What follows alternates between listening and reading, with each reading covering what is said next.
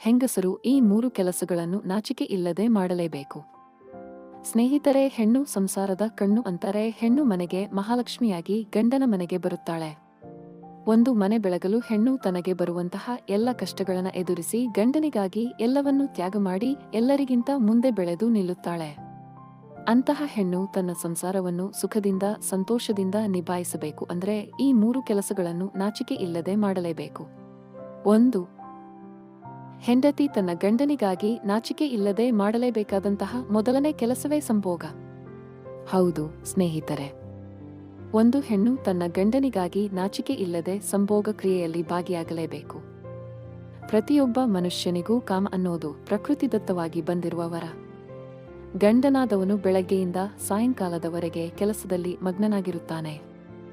ಹೆಂಡತಿಯಾದವಳು ರಾತ್ರಿ ಗಂಡನಿಗೆ ಸುಖ ಕೊಡಲೇಬೇಕು. ಇಂತಹ ವಿಷಯದಲ್ಲಿ ನಾಚಿಕೆ ಬೇಡವೇ ಬೇಡ. 2. ಇನ್ನು ಹೆಂಡತಿಯಾದವಳು ತನ್ನ ಗಂಡನಿಗಾಗಿ ನಾಚಿಕೆ ಇಲ್ಲದೆ ಮಾಡಲೇಬೇಕಾದ ಎರಡನೇ ಕೆಲಸವೇ ಅವನ ಕಷ್ಟದಲ್ಲಿ ಭಾಗಿಯಾಗುವುದು. ಹೌದು ಸ್ನೇಹಿತರೆ, ಗಂಡನ ಸುಖ ಮತ್ತು ಸಂತೋಷದಲ್ಲಿ ಮಾತ್ರ ಭಾಗಿಯಾಗದೆ ಅವನಿಗೆ ಕಷ್ಟ ಬಂದಾಗ ಆ ಕಷ್ಟದಲ್ಲಿ ನೆರವಾಗಲು ನಾಚಿಕೆ ಇಲ್ಲದೆ ಮುಂದಾಗಬೇಕು. ಧೈರ್ಯದಿಂದ ಮುಂದಾಗಬೇಕು. ಆಗ ಮಾತ್ರ ಒಬ್ಬ ಗಂಡನಿಗೆ ಪರಿಪೂರ್ಣ ಹೆಂಡತಿ ಆಗೋದಕ್ಕೆ ಸಾಧ್ಯ. 3. ಹೆಂಡತಿಯಾದವಳು ತನ್ನ ಗಂಡನಿಗಾಗಿ ನಾಚಿಕೆ ಇಲ್ಲದೆ ಅವನ ಅನಾರೋಗ್ಯದಲ್ಲಿ ಭಾಗಿಯಾಗಲೇಬೇಕು.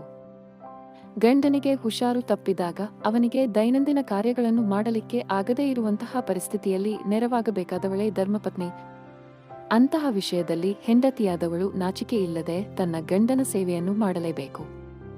ಅದು ದೇವರ ಸೇವೆ ಮಾಡಿದಂತೆ. ಅದು ಹೆಂಡತಿಯ ಕರ್ತವ್ಯ ಕೂಡ ಹೌದು.